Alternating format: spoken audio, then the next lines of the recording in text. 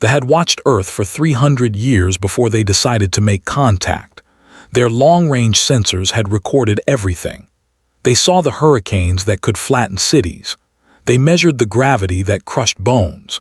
They analyzed the atmosphere filled with a gas called oxygen, which burned like slow fire in the lungs of most species. Earth was everyone in the galactic Concord knew this. The planet appeared in their databases as a warning, a place where evolution had gone wrong, where life had become a weapon against itself. Ambassador Telos had studied humans from orbit for 6 months before his shuttle descended through the clouds. He wore 3 layers of protective suits. His breathing apparatus filtered out the toxic air. His gravity compensators hummed against the crushing weight of the planet. When the shuttle doors opened, he expected to find creatures barely surviving their hostile world. Instead, he found Captain Park waiting for him on the landing pad. She wore no suit. She breathed the poison air like it was nothing. She stood straight and tall under gravity that should have bent her spine, and she smiled at him with teeth that looked far too sharp. "Welcome to Earth, Ambassador," she said. Her voice was calm and warm. "I hope the journey was comfortable." Telos stepped out slowly. His 4 hearts beat fast with fear he did not fully understand. There was something about the way she moved, something about the way her eyes tracked his every motion. It reminded him of the hunting creatures on his own world, the ones his ancestors had learned to fear before they learned to think. "Thank you, Captain," he managed to say through his translator. "Your world is remarkable." Led him across the landing pad toward a large building made of glass and steel. Telos noticed other humans moving around them. They walked with a strange grace, their bodies always balanced, always ready. Even the ones who seemed relaxed had a tension in their muscles, like springs waiting to release. "You seem uncomfortable," observed. "Is the gravity too much? We can adjust the settings inside." "The gravity is manageable," Telos said. "It is something else, something I cannot name." Nodded slowly. "Your instincts are telling you something. You should listen to them." They entered the building and walked down a long corridor. Paintings hung on the walls, showing scenes from human history. Telos saw images of humans hunting large animals with primitive weapons.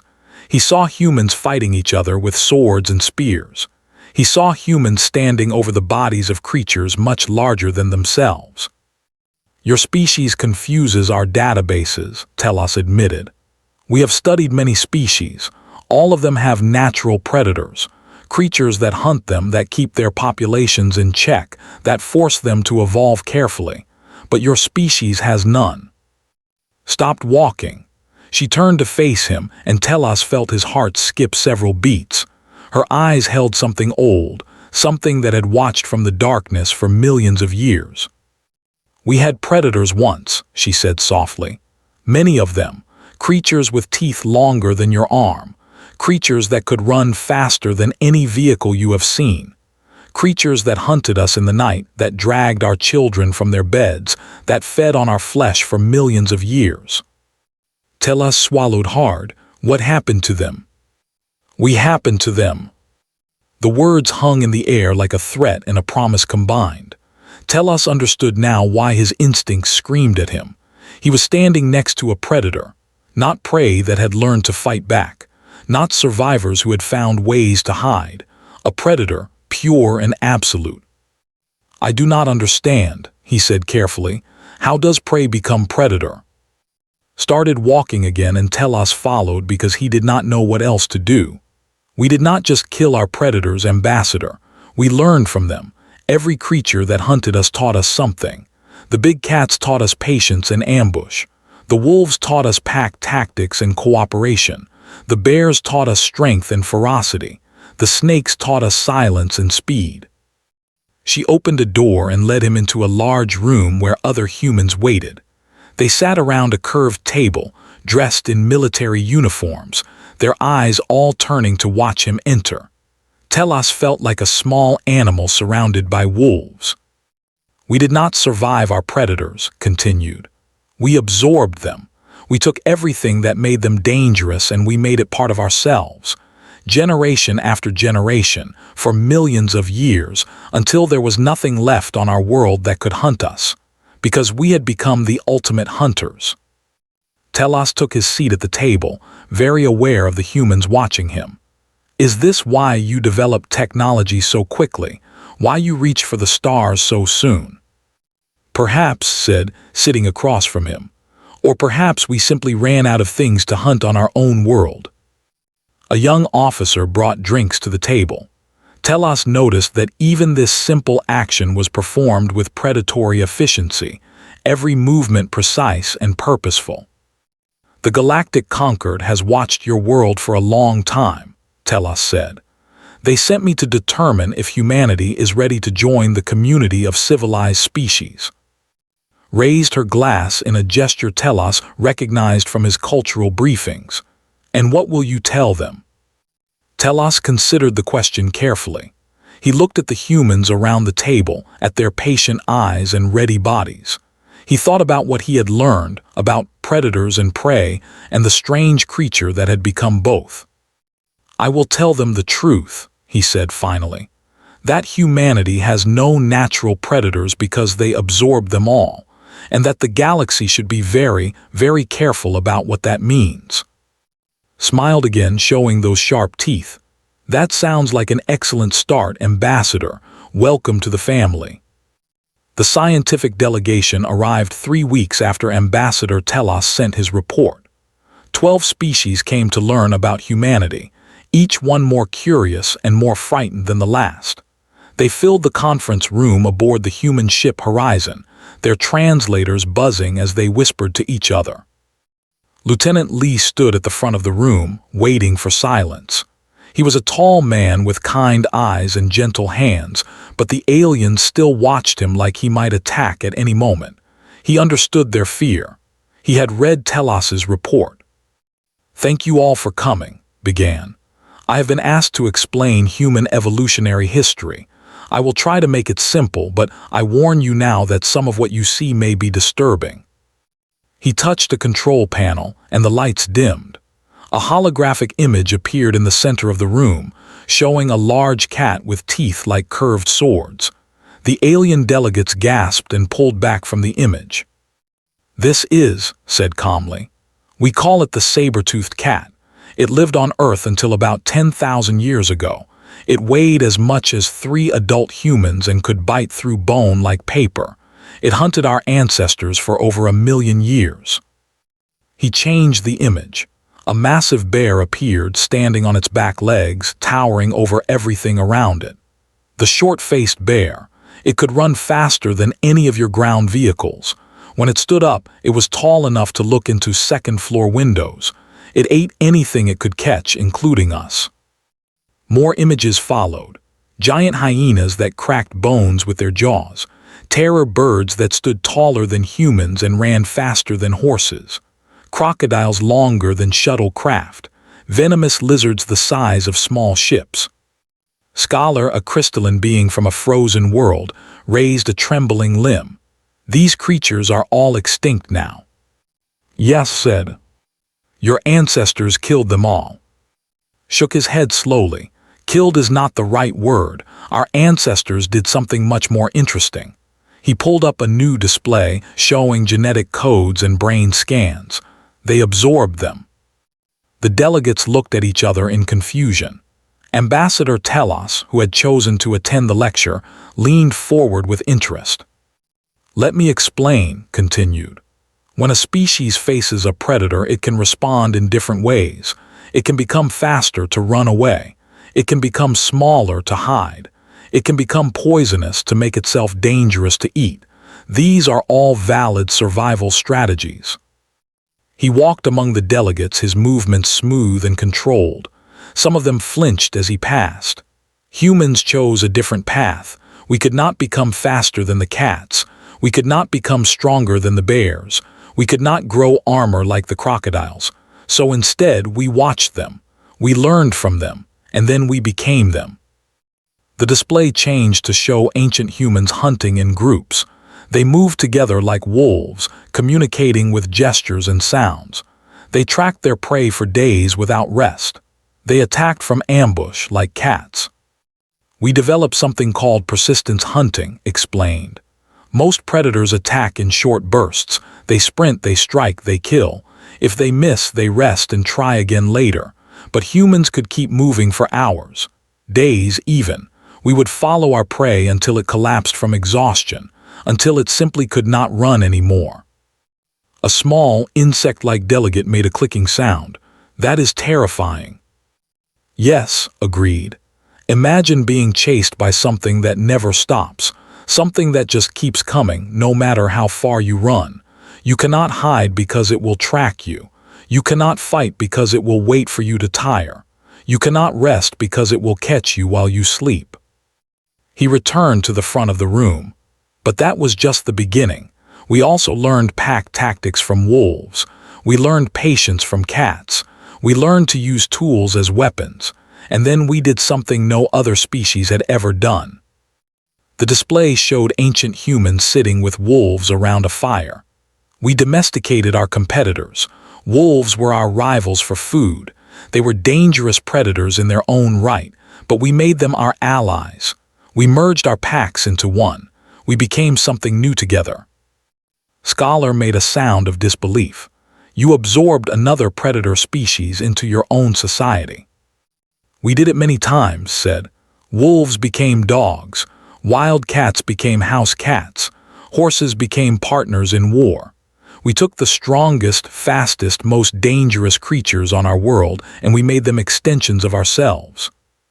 He pulled up a final image, showing a modern human standing surrounded by the ghosts of every predator that had ever hunted humanity.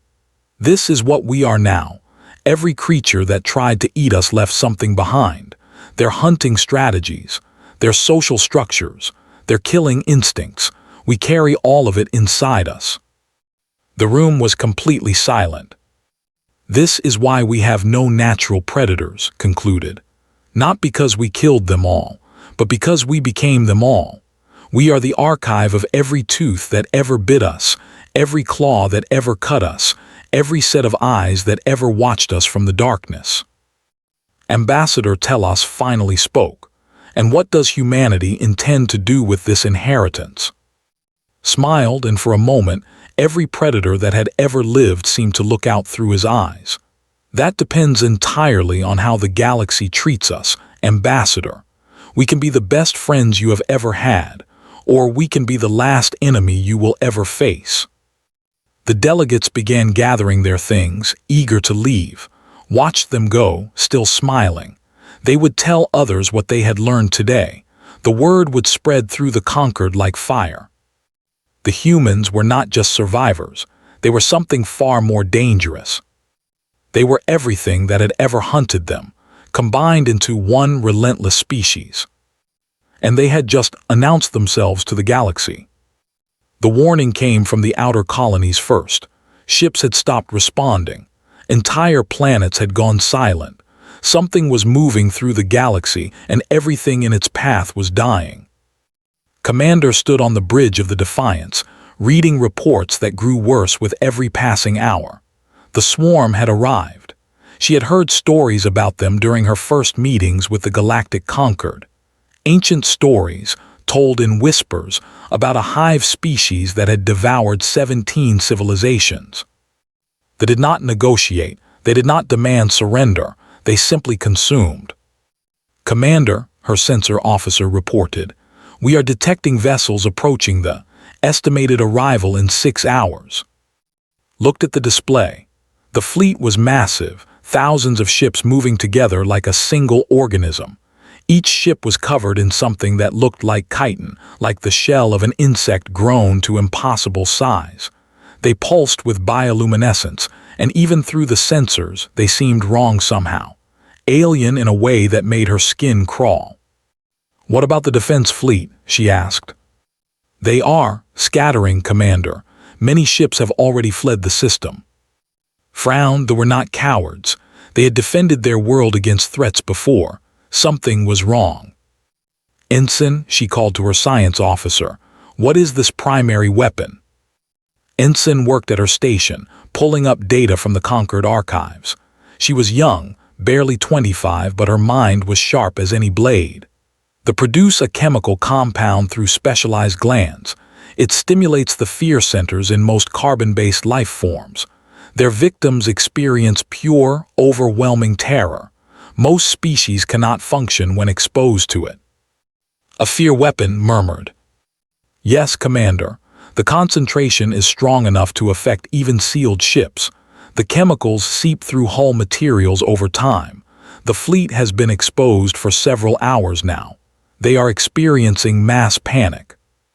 Watch the display as more ships broke formation and fled. Some were crashing into each other. Some were flying directly into asteroid fields. The fear had taken complete control of them. How long until the chemicals reach us? She asked. Checked her readings. First traces are already in our ventilation system, full exposure in approximately 4 hours. Nodded slowly. She could already feel something at the edge of her awareness. A cold whisper in the back of her mind, telling her to run, to hide, to surrender. It was subtle now, but it would grow stronger. She smiled. All hands, she announced over the ship's communication system. This is Commander. In a few hours, we are going to feel very afraid. The enemy has spent millions of years perfecting a weapon that makes other species run away. They have conquered 17 civilizations with nothing more than fear. She paused, letting her words sink in. But they have never faced humans. Around her, the bridge crew straightened in their seats. She could see the fear starting to touch them too, but she could also see something else. Something older and darker rising to meet it. Our ancestors lived in a world where fear was constant, continued. Every night, something with teeth and claws wanted to eat them. Every shadow could hide a predator. Every sound could mean death. And do you know what they did with that fear? She walked among her crew, meeting each of their eyes. They did not run from it. They did not hide from it. They turned it into a weapon of their own. Fear made them sharper. Fear made them faster. Fear made them the most dangerous hunters their world had ever seen. The cold whisper in her mind grew stronger. She felt her heart beating faster, her muscles tensing, her senses sharpening. The fear was real and it was powerful. And it was glorious. The assumed fear makes us weak, said, returning to her command chair. They have never met a species that uses fear as fuel. They have never faced predators who feel terror and attack anyway. They have never hunted something that hunts back. She opened a channel to the other human ships in the sector. There were only 12 of them, a tiny force compared to the swarm, but she could see her own smile reflected on every captain's face. All human vessels, this is Commander. The enemy wants us afraid. Let us give them what they want. She leaned forward, feeling the fear burn through her veins like fire, feeling it transform into something primal and unstoppable. All ships pursuit formation, we hunt. The human fleet moved forward, 12 small ships against thousands. They watched in disbelief as the humans accelerated toward the swarm instead of away from it. Some of them stopped running. Some of them turned their ships around to follow, drawn by something they did not understand. They paused. Their hive mind processed this new information with confusion. Every species they had encountered ran from fear. Every civilization had collapsed before the psychological assault even began. But these small ships were charging directly into the heart of the swarm. They increased the concentration of fear chemicals. They broadcast terror on every frequency. They screamed into the void with the voice of a million nightmares. The human ships kept coming. Felt the fear reach its peak. Her hands trembled, her vision narrowed. Every instinct screamed at her to flee. She bared her teeth and laughed. All ships, weapons free. Show them what happens when you try to scare her. The first missiles launched into the swarm like the opening moves of a hunt that had been millions of years in the making. The humans had finally found something worth chasing. The battle for the lasted 3 days. In space, the human fleet did not fight like anything they had ever encountered. Normal species formed defensive lines. They protected territory. They tried to hold positions. The humans did none of these things. They chased. They would attack and the humans would pursue them. They would retreat to regroup and the humans would follow. They would scatter to escape and the humans would track them down one by one. There was no rest. There was no pause. There was only the endless hunt. On the ground, it was even worse. Sergeant Shin led his squad through the ruins of a city. The streets were empty. The buildings were broken. The fear chemicals hung in the air like invisible poison, seeping into everything. His squad moved in silence, communicating only through hand signals. 6 soldiers, Corporal Song on his left, Private covering the rear. 4 others spread in a loose formation, their weapons ready, their eyes scanning every shadow. They had landed ground forces to secure the city. They were creatures, tall and covered in natural armor.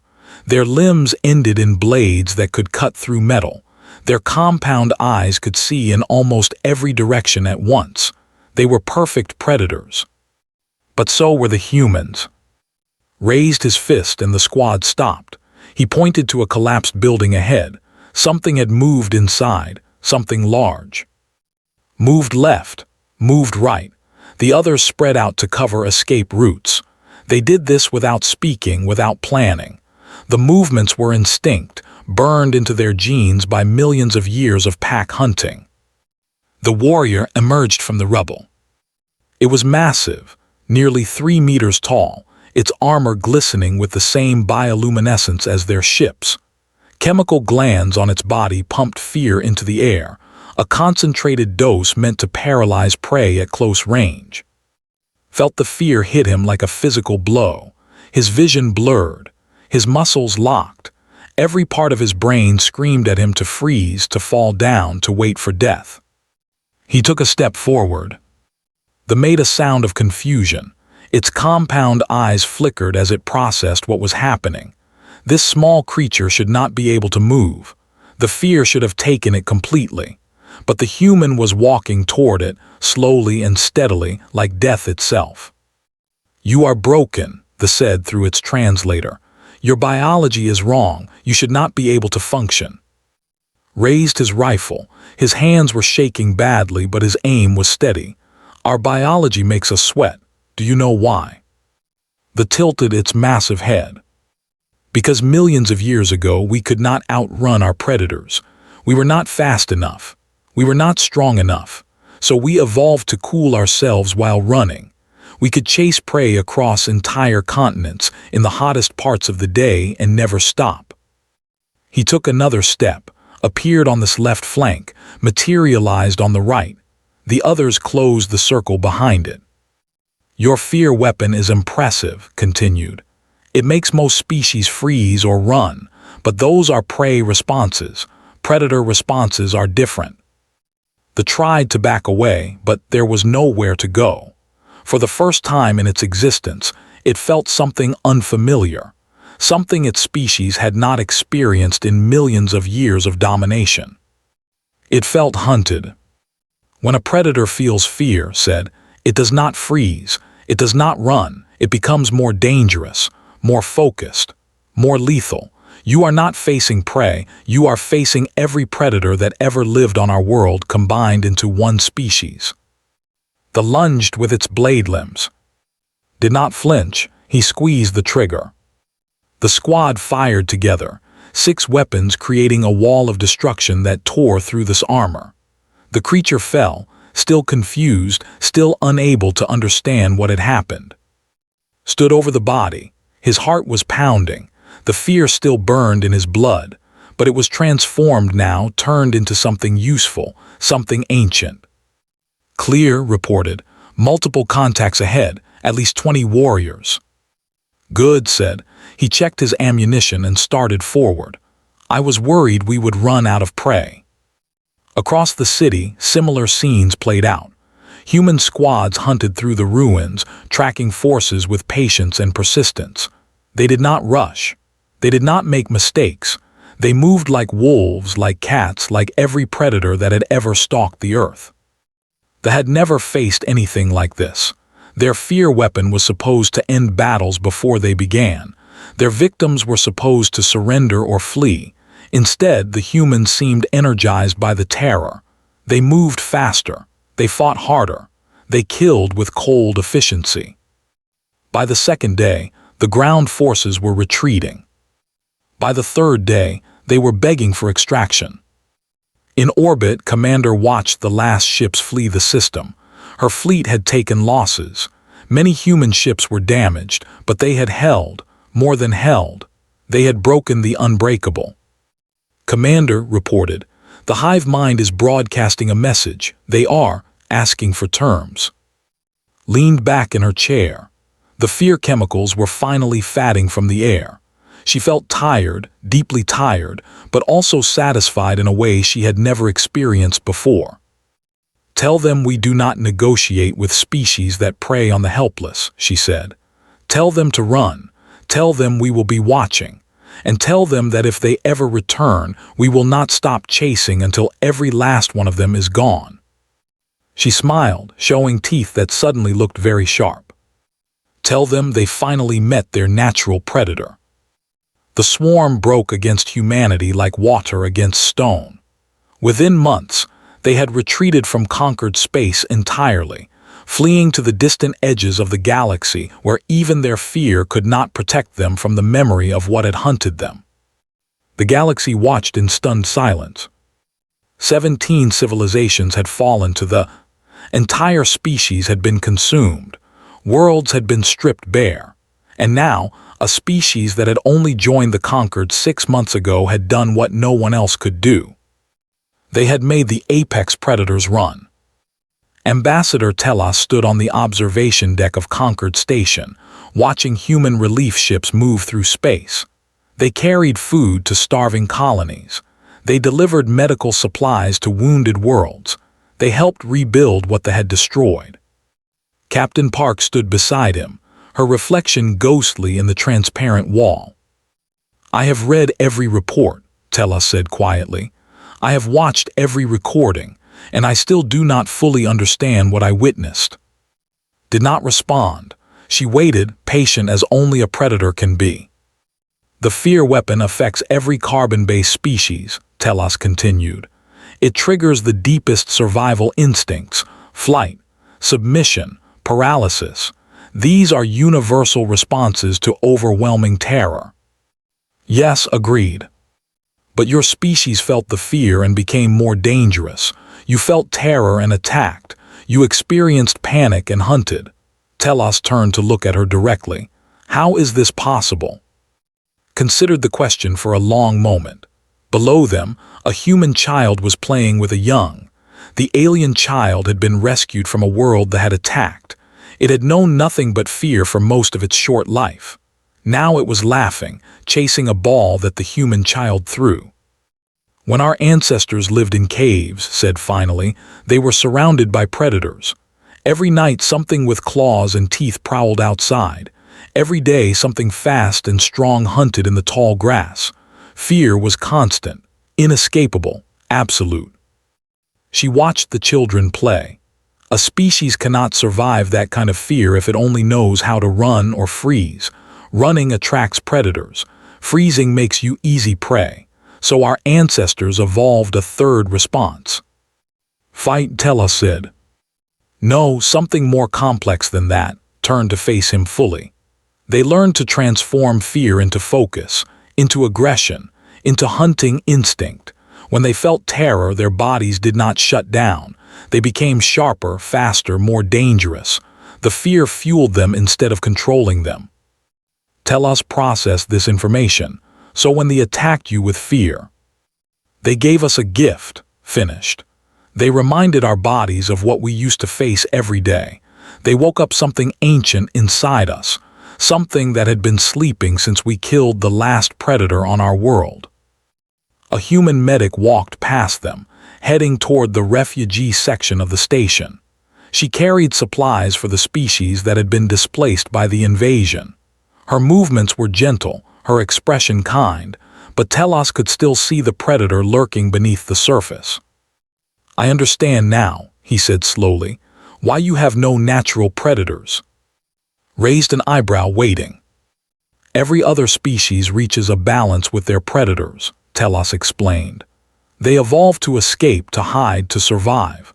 The predators and prey exist together, each keeping the other in check. But your species refused that balance. We could not afford it, said. Earth was too hostile. Every predator was a lesson. Every attack was a test. We had to learn or die. So you learned everything. You absorbed every predator's skills, every hunter's instincts, every killer's strategies, until nothing remained that could threaten you. Until nothing remained that could threaten anything better than us, corrected. Telos was silent for a long time. He watched the human ships moving through space, bringing aid to those who needed it. He watched the human doctors treating injured aliens. He watched the human soldiers standing guard over refugees who had once feared them. Does it trouble you, he asked finally, being what you are? Smiled. It was a gentle expression, but Telos could see the millions of years of teeth behind it. We spent a very long time becoming the ultimate predators. We fought our way to the top of the food chain with nothing but endurance and intelligence and a refusal to give up. She gestured to the window, to the ships and stations and countless lives being saved. But here is the thing about reaching the top. Once you are there, you get to choose what you do with it. You can keep killing. You can dominate and consume like or you can become something else.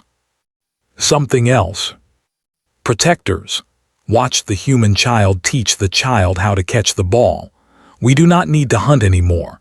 We do not need to kill to survive. So we chose to use our predator instincts for something better. We chose to protect those who cannot protect themselves. Telos considered this. A species that had evolved to be the ultimate hunters, that had absorbed every predator trait in their world, that had turned fear itself into a weapon. And they had chosen mercy. Perhaps, he said at last, that is the most terrifying thing of all. Laughed softly. We prefer to think of it as hopeful. She placed a hand on his shoulder, and Telos felt the strength hidden in those gentle fingers. The strength of every creature that had ever hunted on Earth, concentrated into one touch. The galaxy does not need to fear us, said, as long as it does not give us a reason to hunt, as long as it does not prey on the weak, as long as it remembers that somewhere out there they are watching. She looked out at the stars, at the vast darkness where they had fled, at the light of countless worlds that would now sleep safer. We absorbed our predators because we had no choice. We became hunters because it was survive or die. But we chose to become guardians because that is who we want to be. Telos nodded slowly. He finally understood. The humans were not monsters. They were not mindless killers. They were something far more complex and far more valuable. They were the galaxy's new apex predators. And they had chosen to use their teeth to protect. Far away in the darkness between stars, the swarm remembered the small creatures that had hunted them. They would not return. They would not forget. And in their nightmares, they would always see those calm human eyes, transformed by fear into something ancient and unstoppable. They were watching. The galaxy was finally safe.